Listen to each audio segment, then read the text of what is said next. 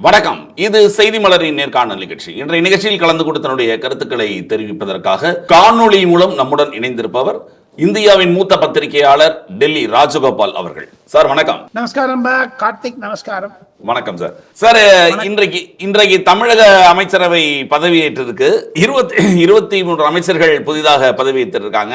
அதில் பார்க்க போனோம்னா பாதி முகங்கள் நம்ம எளிதில் சந்திக்கக்கூடிய முகங்களாகவும் ஒரு இளைஞர்கள் பட்டாளமாகவும் நிறைய இருக்கு. நம்ம எப்படி நம்ம ரோட்ல கிராஸ் பண்ணும்போது பக்கத்தில் ஒரு பையன் இருப்பார்ல, அவர் இன்னைக்கு அமைச்சர் ஆயிட்டாரு. அந்த அதிகார முகங்கள்னு எதுவுமே தெரியல. திராவிட கட்சிகள்ல பார்த்தோம், இதுவரை பார்த்து பழகிய முகங்கள் எதுவும் நமக்கு தெரியல. நீங்க என்ன நினைக்கிறீங்க சார்? அதை செய்தி மலர் நேயர்களுக்கும் கார்த்திக்கும் என்னுடைய நன்றிகள். நான் உணர்ச்சிப்படுவேன். அதற்காக தாங்கள் என்னை பற்றி தவறாக எண்ணக்கூடாது. 75 வயதிலும் படிக்கிறேன் என்று. திராவிட முன்னேற்ற கழகம் ஒழிந்தது. திராவிட முன்னேற்ற கழகம் செய்த குடும்ப ஆட்சி ஒழிந்தது. மன்னர் ஆட்சி ஒழிந்தது. விஜய் வாழ்க என்று நான் மனதமாற சொல்லுவேன். காரணம், நான் ஒரு பத்திரிகையாளனாக இருந்தாலும் நான் ஒரு மனிதன். மனிதனுக்கு சுதந்திரம் கொடுத்தது தமிழக 5 கோடி வாக்காளர்கள். தமிழ் வெற்றி கழகத்தினுடைய வெற்றி என்றால் அது விஜய் செய்த மாபெரும் புரட்சியாகத்தான் நான் கருதுகிறேன். சமூக நீதி என்று சொல்லி ஏமாற்றி வந்த திராவிட முன்னேற்ற கழகத்திற்கு விஜய் அவர்கள் சட்டை அடி பதில் கொடுத்தார். எதற்காக என்று கேட்டால் நான் மரியாதையுடன் சொல்லிக் கொள்கிறேன், விஜய் அவர்களுக்கு நன்றி. காரணம் என்ன என்று கேட்டால் பல சமுதாயத்தினை உள்ளே நுழைச்சிருக்காரு. முஸ்லீம், கிறிஸ்டியன் எல்லாரும். காங்கிரஸ்காரங்க வந்திருக்காங்க உள்ள. 52 வருஷம் கழிச்சு. ஆனா விஜய் செய்த மாபெரும் புரட்சி என்ன என்று கேட்டால் 2 பிராமணர்களை சேர்த்தது. ஒதுக்கப்பட்ட சமுதாயம். சமூக நீதி என்றால் இதுதான் சமூக நீதி. அதைத்தான் நிலைநாட்டினார் விஜய். நான் ஒரு பிராமணன். நான் அதை சொல்லிக் கொள்வதில் மகிழ்ச்சி அடைகிறேன். ஆனா என்னுடைய பிராமணத்துவத்தை இன்னத்துக்கிட்ட புகுத்த மாட்டேன். அடுத்தவனுக்கு மரியாதை தருவேன். எனக்கு மரியாதையை நான் கோருவேன். அதைத்தான் விஜய் செய்திருக்கிறார். ஒன்று. இரண்டாவது, தமிழகத்தில் தாங்கள் கூறியது மாதிரி இளைஞர்களை எல்லாம் கொண்டு வந்திருக்கிறார். இது ஒரு புரட்சிகரமான மாறுதல். காரணம் என்ன என்று கேட்டால் விஜய் ரசிகர் மன்றத்தில் இருந்த அனைவரையுமே மந்திரி பதவி கொடுத்திருக்கிறார். 20 வருடம் 10 வருடம் அவங்களோட பயணம் செய்தவர்கள். அந்த ஸ்ரீரங்கம் ரமேஷ் அவர்களை நான் நன்கு அறிவேன். அவர் ஒரு சமையற்காரியுடைய மகன். ஸ்ரீரங்கம் கோவிலில் சமையலறை, மட்டப்பள்ளி என்று சொல்வார்கள் பிராமண பாஷையில், ஐயங்கார் பாஷையில பணிபுரிந்திருந்தவர். அரசியலில் குதித்தார். ஹிந்து என்ற பத்திரிகையினுடைய வீட்டுக்கெல்லாம் சமையல் பண்ணக்கூடிய அந்த அம்மையாருடைய மகன் சமீபத்தில் திருமணம் செய்து கொண்டார். போதாத குறைக்கு பல IAS அதிகாரிகளும் பணிபுரிந்த அந்த அம்மையார் மகன் ஒரு சாதாரண குடும்பத்தில் வந்தவன். அவனுக்கு மந்திரி கொடுத்திருப்பதனால் நான் விஜயை பாராட்டுகிறேன். காரணம் என்னன்னாங்க, இந்த மாதிரி யங்ஸ்டர்ஸ் வந்தாங்கன்னா ஒரு ஐடியாஸ் வருங்க. புதுசா என்னென்ன பண்ணணும் வரும். நீங்க ஊழலையே மொழிங்கி, ஊழலையே சாப்பிட்டு, ஊழலையே பண்ணிட்டு பாருங்க. அதுக்குதான் ஷாட் அடி கொடுத்தாங்க இந்த திமுக ஒழிச்சாங்க ஜனங்க. ஆக இன்று காங்கிரஸ் சேர்ந்து கொண்டிருக்கிறது. இதே கவர்னர் பாருங்க, புலப்பினர் ராகுல் காந்தி வாழ்கன்னு விஸ்வநாத் சொல்லல பாருங்க. அதை தவிர கவர்னர் கூச்சண்டு கொடுக்க வச்ச தமிழ்நாடு அதிகாரிகள்லாம் சீஃப் மினிஸ்டர் பேரையும் சொல்ல ஆரம்பிச்சிட்டாங்க நடுவில். ஏன்னா சீஃப் மினிஸ்டர் ஒதுக்கி இருந்தாரு. அது ஒன்று. அப்புறம் இன்னைக்கு தமிழ்தாய் வாழ்த்து 3வது போச்சுன்னு ஒரு பெரிய பிரச்சனை கலப்புவாங்க திமுக. அது ஒண்ணும் இல்லாத ஆயிடுச்சு. கண்டிப்பா. இப்ப அதான் உங்களை கேட்க நினைச்சேன், நீங்களே சொல்லிட்டீங்க. ஏன்னா நம்ம 2 பேரும் ஒரே வேவ் லெங்க்ல இருக்கிறதுனால we understand each other. இது பாருங்க, மத்திய அரசாங்கத்தினுடைய ஆணை.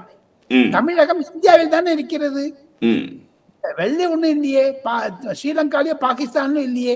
இல்ல, இது கவர்னன்ஸ் ஃபங்க்ஷன்னால அவர் நடத்துறதுனால சென்ட்ரல் கவர்மெண்ட் சொல்றதுதான் செய்யணும்ன்ற மாதிரி இருக்கு இல்லையா? எது இருக்கோ கவர்னர் முடிவுங்க. கவர்னர் ஒரு RSS காரர் செஞ்சு முடிச்சாங்க. எப்படி திமுக அமைச்சரவையில் பிராமணனை சேர்க்க கூடாது என்று இருந்தார்களோ, பிராமணியத்துக்கு எதிர்த்தேன்னு சொல்றாங்களோ, அவனுக்கெல்லாம் எப்படி ஸ்டாலின் பண்ணாரோ, அவமானம் பண்ணாரோ, இன்னைக்கு விஜய் நன்னா பண்ணிருக்க. ஆக மொத்தம் விஜய் செய்த மாதிரி கவர்னர் செஞ்சிருக்காரு. தமிழ்தாய் வாழ்த்து என்பது மரியாதை கொடுத்திருக்காரு. யாரும் இல்லைங்கள.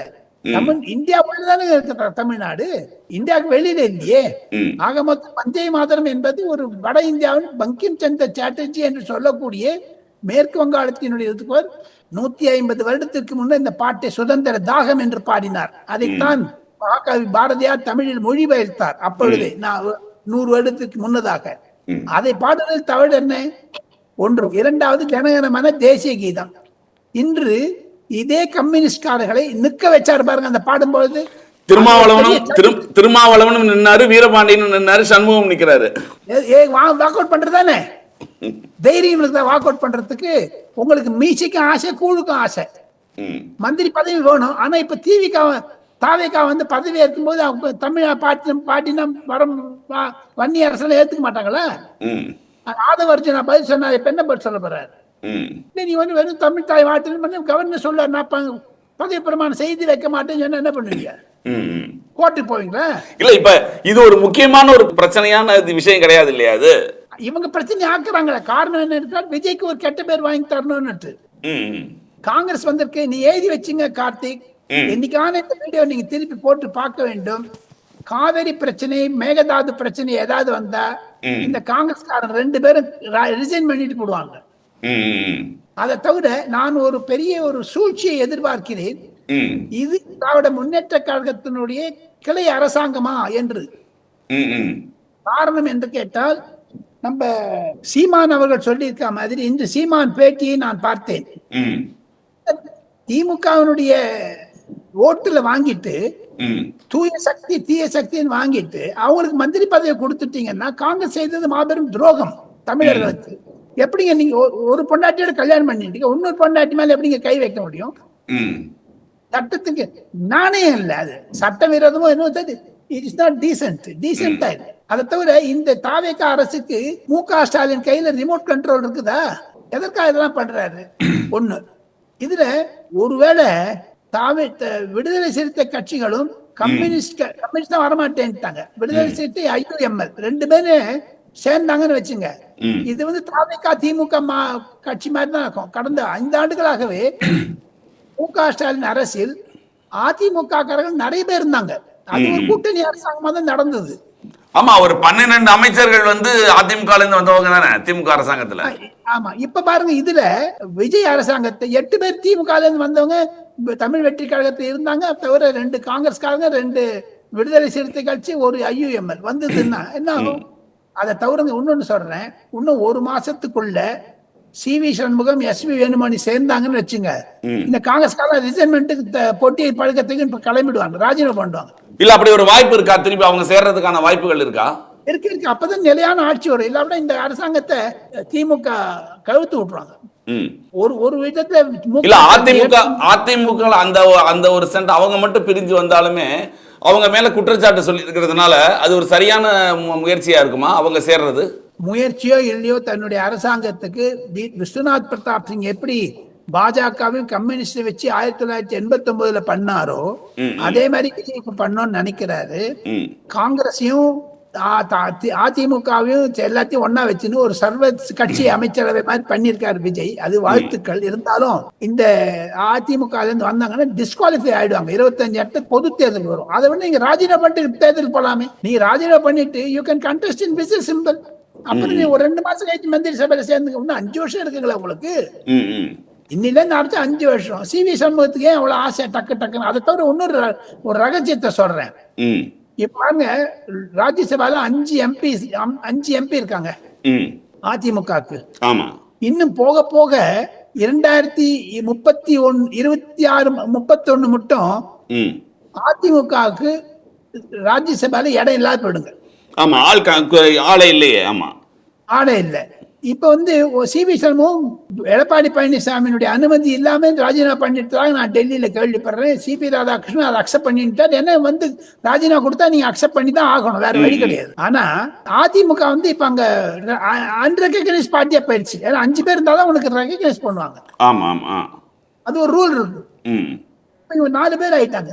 அப்ப இந்த 2028 2 பேர் ரிட்டையர் ஆங்க, அப்ப 2 பேர் தான் இருப்பாங்க. அப்படி குறைஞ்சுன்னு வந்துடும். அப்படி தமிழகத்தில் இருந்து காங்கிரஸ்காரர்கள் தமிழக ராஜ்யசபால P. சிதம்பரம் ஒருத்தர் தான் இருக்காரோ, அந்த மாதிரி அதிமுக நிலைமை வந்துடும். அந்த இடங்கள் ஃபுல்லா இப்ப தாவேகாக்கு வரும் இல்லையா? அந்த இடம்ல தாவேகாக்கு வரும். இப்ப தாவேகாக்கு சப்போஸ் திருமாவளவனே மந்திரி ஆயிட்டான்னு வச்சுங்க, நான் கேள்விப்படுறேன் அந்த சிதம்பரத்தை தாவேக்கா கண்டெஸ்ட் பண்ணி லோக்சபாலே வந்துடுவான்னு சொல்றாங்க. ஓஹோ, ஏதோ சூழ்ச்சி நடக்குதுங்க உள்ள. நேற்றே நிறைய ஆதரவுலாம் தெரிவிச்சு அறிக்கையெல்லாம் விட்டுருக்காரு சிதம்பரம் தாவக்காவை வாழ்த்தி. இதற்கு நேற்று அமைச்சரவைக்கலாம் அவரை மாதிரி ஒரு அயோக்கிய ஆளுக்கு இருக்க முடியாதுங்க இந்தியால. தமிழக வெற்றி கழகத்துக்கு திட்டிருந்தாரு. யோக்கியமான ஆறு இல்லைங்க அவர். ஜெயில இருந்து வந்தவர் தானே, ஊழல் செய்தவர் தானுங்க அவரு. அவர் வந்து நேற்று மட்டும் திமுக தாவேக்காவோட போறதுன்னு இருந்ததுங்க. காங்கிரஸ் தாவேக்கோட போகணும், அதை கெடுத்து வச்சு சிதம்பரங்க.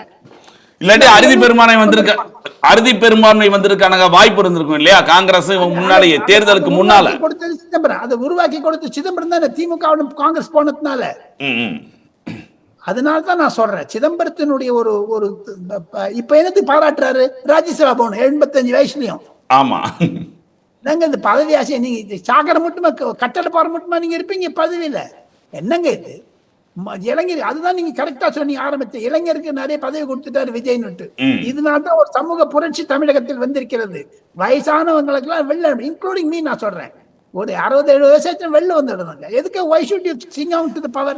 கடந்த 40-50 வருடங்களா நம்ம பார்த்துக்கிட்டு இருந்த அந்த குரல், அந்த திராவிட குரல்கள், அந்த முகங்கள் எல்லாம் இல்லாம இன்னைக்கு ரொம்ப ஒரு சாதாரணமான இவங்க வந்து பதவி ஏற்கிறாங்க இல்லையா? அவங்களுக்கான ஒரு குரல் இருக்கும்ல. ஆட்டோ ரிக்ஷா ஓட்டுறவன் என்ன பண்றான்? ஆட்டோ ரிக்ஷா ஓட்டுறவன் எடுக்கிறான். அதை தவிர ஹோட்டல்ல வேலை செஞ்சு வந்திருக்கான். இதுதான் விஜய் செய்த புரட்சி. இதை இன்னும் சொல்றேன், எழுதி வச்சுங்க. விஜய் வந்து இன்னும் 15 வருஷத்துக்கு தமிழ்நாட்டுல இருந்து எடுக்க முடியாது. இப்ப பாருங்க, துரைமுருகன், KN நேரு, அப்புறம் TR பாலு, ஜெகத் ரக்ஷகன், யார் யாருக்கு 60 வயசு மேல இருக்கோ அதெல்லாம் அதுக்குதான் இந்த எழிலன்கிற MLA ட்வீட் போட்டாரு. 60 வயசு மேல ரிட்டையர் ஆகணும், அது இன்க்ளூடிங் முக ஸ்டாலின். இன்னும் 5 வருஷம் கழிச்சா முக ஸ்டாலினுக்கு பல்லு காலம் எனக்கு பாந்த படம் அதுவும் பல்லு போடும், எல்லாரும் போடும், அதுக்கு ஒண்ணுமே இருக்காது. நேற்று ஒரு திருமணத்துல முக ஸ்டாலின் அவர்கள் பேசியிருக்காரு, நீங்க பார்த்திருப்பீங்க. நம்முடைய திராவிட மாடல் அரசினுடைய திட்டங்கள் அனைத்தும் இப்ப செயல்படுத்தப்படுது இந்த ஆட்சியிலையும். அப்போ திராவிட மாடல் அரசு தான் தொடருதுன்னு நினைச்சுக்கங்க அப்படிங்கிறாரு. பூனை கண்ண மூடினா பூகோளம் எந்த உலகத்துல இருக்காரு? இதே ஸ்டாலின் தானே எனக்கு தூக்கம் வரலன்னாரு, ஞாபகம் இருக்குதா? ஆமா ஆமா, ராத்திரில தூக்கம் வருது இல்ல என்ன? இப்ப சொல்ற தூக்கத்தை சொல்றாரா மூச்சுன்னு சொல்றாரான்னு தெரியல ஸ்டாலின். அத சொல்றாரு. இன்னொன்னு முக்கியமா இன்ஸ்டாகிராம் மூலையும் சமூக ஊடகங்கள் மூலையும் சிறுவர்களை ஃபுல்லா மாற்றி அவங்க வந்து வீட்டுல எல்லாரையும் மாற்றுறது வந்து மோசடி பண்ணிருக்காங்க அப்படின்னு குற்றம் சாட்டுறாரு.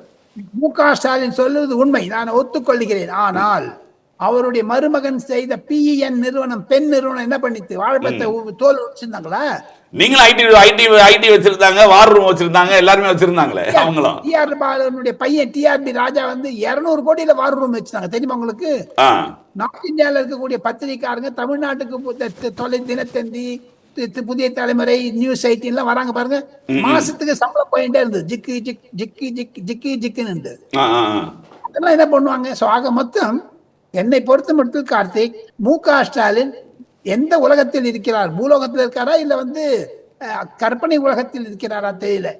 இன்னைக்கு அந்த ஸ்வாரிங் செரமனி அவர் போயிருக்கணுங்க. ஏங்க உங்க வீட்டுக்கு சீஃப் மினிஸ்டர் வர்றாரு, மந்திரி சபை வரும்போது எதிர்கட்சி தலைவரா இருந்தாலும் சரி உதயநிதி வந்திருக்கணும். எங்க DMK பாய்காட் பண்ணிச்சாரு, மரியாதை வேண்டாம? பாருங்க JB பட்நாயக் பாருங்க, அவருடைய மகன் நவீன் பட்நாயக் இது வந்தாலும் வராரு. எங்கெல்லாம் வந்து மாயாவதி வந்துருவாங்க.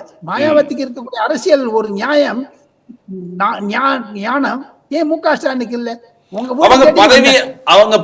முதலமைச்சர் பதவியேற்பு விழாலே கலந்துக்கலையா அவங்க? சார் ஒண்ணே ஒண்ணு, அப்போ உங்க வீட்டுக்கு வந்துட்டு அப்புறம் you must have start a new relationship. இப்ப எனக்கு கார்த்திக் பிடிக்கல, கார்த்திக் ராஜகோபால் பிடிக்கல, கார்த்திக் கை கொடுக்கலான்னு 2 பேர் கையை கொடுத்துட்டோன்னு வச்சுங்க, அப்புறம் எல்லாம் மறந்துடணும் இல்ல பழசெல்லாம். ஆமா ஆமா ஆமா. எதுக்கு அப்ப ஒன்னே ஒன்று பாருங்க, ஒரு நாள்ல 2 விஷயம் நடந்து செய்தி மலர் நேயர்களுக்கு சொல்ல ஆசைப்படுகிறேன். சொல்லுங்க. உதயநிதி பதவி ஏத்துட்டாருங்க 10:40 மணிக்குங்க சட்டசபையில 9ஆம் தேதி. அவர் வந்து விஜய பார்க்கவே இல்லை, திரும்பி இப்படி பார்த்தாரு, பதவி விட்டு போயிட்டாரு. அது 4 மணிக்கு உதயநிதி வந்து புஸ்தகம் கொடுத்து வரவேற்கிறார் சீஃப் மினிஸ்டர் வீட்டு உள்ள. அதே உதயநிதி மத்த நாள் பார்லிமெண்ட் அசம்பிளியில பேசிச்ச இது சேஞ்சி எக்ஸ்சேஞ்சி சோஃபா போகுது, நீங்க என்ன ஆட்சி அதெல்லாம் சொல்லிட்டு சனாதன தர்மத்தை பத்தி பேசுற. அதுக்கும் பதவியேற்பு விழாக்கு என்ன சம்பந்தம்? சமுதாயத்தில் ஒரு கட்சியை, ஒரு ஆட்சியை மடக்க வேண்டும் முடக்க வேண்டும் என்பதற்காக சிறுபான்மையினை பெரும்பான்மையர் மூலமாக மாட்டிவிட்டு வன்முறையை உண்டாக்குவதற்கான ஒரு விதை விதித்தார் என்று அவர். தவறு. உங்க வீட்டுக்கு வந்தாரு, ஒன்னு யூ மஸ்ட் ரெகக்னைஸ், நீ வாக் அவுட் பண்ணிட்டு போயிடு. அப்படியே நொட்டு சொல்லிட்டு போய் என்னத்துக்கு போகணும்? ஆக மொத்தம் இன்று மு.க. ஸ்டாலின் பதவி காங்கிரஸ்காரன் பதவி ஏத்துட்டு இருக்காங்க சார். அதுக்கு வந்துருக்கணும் சார். டிவி கேட்க விட்டுருங்க. அப்படி வந்து மரியாதை இருக்கும்னு நினைக்கிறேன். நேற்று சொன்ன திமுக அரசு தொடர்கிறதுன்னு சொன்னது இன்னைக்கு வந்து தானே தொடர்ந்து இருக்கும். இதுல நடுவுல ஒரு சில முயற்சிகள் நடைபெற்றதை பத்தி நம்ம நடுவுல உங்ககிட்ட பேச முடியல. நடுவுல திருமாவளவன் அவர்களை முதல்வராக்குவதற்கான முயற்சிகள் நடந்தன. அதுக்கு முன்னால எடப்பாடி அவர்களை வந்து திமுக ஆதரவோட ஆக்கிறது, இந்த விஷயங்கள்லாம் நடந்தது இல்லையா? அது சமயத்தில் உங்கள்கிட்ட பேச முடியல. இதை நீங்க எப்படி பாக்குறீங்க சார்? இப்போ இது வந்து சின்னதா சொல்லணும்னா, ஆசை என்பது ஒரு எல்லை உண்டுங்க. எனக்கு வந்து ஒரு 2 இட்லி சாப்பிடணும்னு ஆசையா இருந்து 3 சாப்பிட்டா பரவாயில்ல. நான் கார்த்திக் வீட்டுக்கு வந்து 5 கொடுத்தா சரி மத்தியானம் சாப்பிட வேணாம் சாப்பிட்டுடலாம். அந்த ஆசை வந்து அதிகமா போச்சுன்னா பேராசை ஆயிடும். 2 எம்எல்ஏ வச்சிருந்து நீங்க வந்து பேராசையா 8 இட்லி சாப்பிட முடியுமா உங்களால? எங்க எப்படிங்க நீங்க தமிழ்நாட்டுக்கு முதலமைச்சர் ஆகணும்னு கனவு கண்டீங்க? இதுதான் பேராசை. இது அந்த ஆசை பேராசை. அதுல மோசம் போனாங்க. தமிழ் வெற்றி கழகத்திற்கு திமுக ஆதரவு இல்லாமல் விடுதலை சிறுத்தைகள் ஜெயித்திருக்க முடியாது. காரணம் என்னன்னு கேட்டால், விடுதலை சிறுத்தைகளுக்கு எதிர்த்து போட்டியிட்ட பல எம்எல்ஏக்கள் இன்று பல பேட்டாளர்கள் தமிழ் வெற்றி கழக எம்எல்ஏவா இருக்காங்க. அவங்களோட நீங்க பக்கத்துல உட்காந்துக்க முடியுமா சார்? இன்னைக்கு 3 பேர் பதவி ஏத்துனாங்க. 3 பேரும் தமிழ் வெற்றி கழகத்தினுடைய எம்எல்ஏவானது விடுதலை சிறுத்தைகள் வந்திருக்காங்க, திருவண்ணாமலை டிஸ்ட்ரிக்ட்ல இருந்து. நீ அவன் பக்கத்துல போய் அவனே வச்சு நிச்சயம் சாதனம் எப்படி? பொதுமக்களுடைய மேண்டேட்டுக்கு அகைன்ஸ்டா நீங்க போறீங்க. அதுதான் நான் சொல்ல வரேன். இது மாபெரும் தவறாகத்தான் நான் நினைக்கிறேன். அதோட நிலைமை தான் இப்ப அதிமுகவில் ஏற்பட்ட நிலைமை, எடப்பாடிக்கு ஏற்பட்ட நிலைமை. அந்த ஒரு ஆசை தான் இல்லையா? அந்த ஆசை எடப்பாடி பழனிசாமி இது பாருங்க, இதுல 2 முன்னாள் முதலமைச்சருடைய மகன்கள் செய்த சதிங்க இது விஜய்க்கு எதிராக. அதுதான் நான் நினைக்கிறேன். 2 முன்னாள் இவங்க அதிமுக 2 பேரையும் சொல்றீங்க. அந்த மாதிரி தகவல் வந்தது. இதுல ரஜினிகாந்த் அவர்களும் ஈடுபட்டார்னு தகவல் வந்தது. கடைசியில் அவர் மறுத்துட்டார், இல்ல அப்படின்றார், மறுத்துட்டார் அவரு. ரஜினிகாந்துக்கு திருமாவளவன் பேராசை அதிகம். ஏன்னா அவர் வந்து நான் 2001 நான் ஜெயிச்சிருப்பேங்கிறாரு. இப்ப அவர் முன்னாள் முதலமைச்சர் இருந்திருப்பாரு. இதெல்லாம் என்னங்க இது? பொதுமக்கள் வந்து ஓட்டு போட்டிருக்காங்க. ஆசையுடன் மரியாதையுடன் அதை எடுத்துட்டு வந்து ஒரு தடால் நட்டு you cannot change the plate. அதுக்காக தான் சொல்ல வரேன். மக்களுடைய தீர்ப்பை மதிக்கணும் அப்படிங்கிறது இந்த விஷயத்துல போயிடுச்சு. எப்படியாவது விஜய் முதல்வராக கூடாது, அந்த ஒரே ஒரு கான்செப்ட் தான் இவங்க எல்லாருக்கும் இருந்திருக்கு இல்லையா மனசுக்குள்ள? ஆமா, கரெக்ட் கரெக்ட் கரெக்ட். இன்னொன்னு சொல்றேன், இன்னொரு சின்ன கதை ஒண்ணு சொல்லி நம்ம வேற சப்ஜெக்ட் போலாம். 5ஆம் தேதி ரிசல்ட் வந்துருச்சு இல்ல? மே மாசம் 5, 6, 7 இந்த 3 நாள்ல 3 சீஃப் மினிஸ்டர் தமிழ்நாடு. ஒண்ணு வந்து எடப்பாடி பழனிசாமி, அடுத்தது திருமாவளவன், கடைசியில கவர்னர் கூப்பிட்டது விஜய். எதுக்கு இந்த பேராசை? இதுக்கு பொதுமக்கள் சொல்லி இது எல்லாமே இன்ஜினியர் பண்ணது அந்த உதயநிதி ஸ்டாலினுடைய ரெட் ஜெயண்டினுடைய சாவி, வேற ஒண்ணுமே. அதுல பாஷ்யம் என்று கன்ஸ்ட்ரக்ஷன் இருக்கான்ட்டு ஆதவர்ஜி நான் சொல்லிக்கிற பேச்சு நான் பார்த்தேன். வேற ஆதவர்ஜினா கம்ப்ளைண்ட் பண்ணிருக்காரு. அதிமுக திமுக ஃபைனான்ஸ் பண்ற பாஷ்யம் கன்ஸ்ட்ரக்ஷன். சோ அதுல நான் போக தயாரா இல்லை. அப்படி பார்க்க போனீங்கன்னா காங்கிரஸுக்கும் கம்யூனிஸ்டுக்கும் லாட்ரி அடிச்சதோ மந்திரி சபையில சேரணும்ட்டு, தமிழ் வெற்றி கழகத்துக்கே ஒரு லாட்ரி அடிச்சது மார்டின் மூலமாகத்தானே வருது இப்போ பேச்சா. சோ அந்த லாட்ரி எவ்வளவு நாள் செல்லாத லாட்ரி ஆனாலும் ஆச்சரியப்படுவதற்கு இல்லை. ஒரு 3 முதல்ல கலைஞர் குடும்பத்தை பார்த்தோம், அப்புறம் மன்னார்குடி மாஃபியாவை பார்த்தோம், இப்போ மார்டின் மாஃபியா பாக்குறோமே. மார்டின் வந்து அவர் கலைஞர் இருக்கும் போதே அவரோட மிகப்பெரிய க்ளோஸா இருந்தார் இல்லையா? பாஜகவுக்கும் க்ளோஸ். அவரு பாஜகவுக்கு 400 கோடி கொடுத்திருக்காரு. இந்திய அரசியல அவர் எலெக்ஷன் பாண்டு கொடுத்திருக்காரு. அதிமுக கொடுத்திருக்காரு, திமுக கொடுத்திருக்காரு. ஆக மொத்தம் என்ன ஒரு கருத்து என்ன என்று கேட்டால், விஜய் வருவதை தடுக்க வேண்டும் என்பதுதான். ஆனா தடுக்கல முடியாது. விஜய் வந்து முதல்ல எவ்வளவு இன்னல்களை சந்தித்தார், அடுத்தது என்ன இன்னல்களை சந்தித்தார் என்று நம்ம அடுத்த வீடியோவில் பார்த்தா கூட பேசினா கூட, Vijay has achieved a major thing today. அவ்வளவுதான். கண்டிப்பா சார். இந்த காக்ரோச் ஜனதா பார்ட்டி அப்படிங்கிறது இன்னைக்கு காலையில இருந்து ஒரு ட்ரெண்ட் ஆகிட்டு இருக்கு. அது என்ன விஷயம் சார்? அது சின்ன சின்ன வழக்கறிஞர்கள் மாநிலத்தினுடைய கோர்ட்டுல எல்லாம் போய், அங்க இருக்கக்கூடிய நீதிமன்றத்தில் எல்லாம் போயிட்டு அதிகமான எண்ணத்துல கேஸ் எல்லாம் போட்டுட்டு கோர்ட்டினுடைய டயத்தை வீணாக்குறீங்களே, அவங்க எல்லாம் தான் கரப்பாம்பூச்சி மாதிரி வரீங்களேன்னு கேட்டிருக்காரு சீஃப் ஜஸ்டிஸா இருந்தவர் முதல்ல. அவர் சொன்னதுனால இது ஒரு மாபெரும் சர்ச்சையாயிடுச்சு. அப்புறம் அதை மன்னிப்பு கேட்டாரு, வித்ட்ரா பண்ணிட்டா, நான் அது மாதிரி பேசலன்னு வேற சொன்னார். அதை பிடிச்சுன்னுட்டு இந்த பிரசாந்த் பூஷன்கிறவர் காக்ரோச் ஜனதா பார்ட்டின்னு ஒன்று ஆரம்பிச்சாரு, சிஜேபின்னு. அந்த கட்சிக்கு அமைப்பு கிடையாது, இன்டர்நெட்ல தான் இருக்கும், ட்விட்டர்ல தான் இருக்கும். இன்னைக்கு 4.5 கோடி பேர் அதுல மெம்பர் ஆயிட்டாங்க, அந்த சிஜேபி, காக்ரோச் ஜனதா பார்ட்டில. அதான் பயங்கர ட்ரெண்டிங்ல போகுது இந்த எல்லாத்துலயும். அதுதான் கேட்டேன். அந்த சிஜேபி அடுத்த அரசாங்கத்தை நாங்க அமைப்போம் என்று கிண்டலா பண்றாரு. அது ஒரு பெரிய இது. அந்த காக்ரோச் ஜனதா பார்ட்டிக்கு ஒருவேளை உதயநிதி தமிழ்நாட்டுல சேர்மன் ஆனாலும் ஆகலாம். மிக்க நன்றி சார். தமிழக அரசியல் சூழ்நிலைகள் பற்றி விவாதத்துக்கு மிக்க நன்றி. நிகழ்ச்சியில் கலந்து கொண்டு தங்கள் மேலான கருத்துக்களை தெரிவித்ததுக்கு நன்றி. கான்பிடென்டா இருங்க. ரைட். விஜய் மாதிரியே சொல்றீங்க.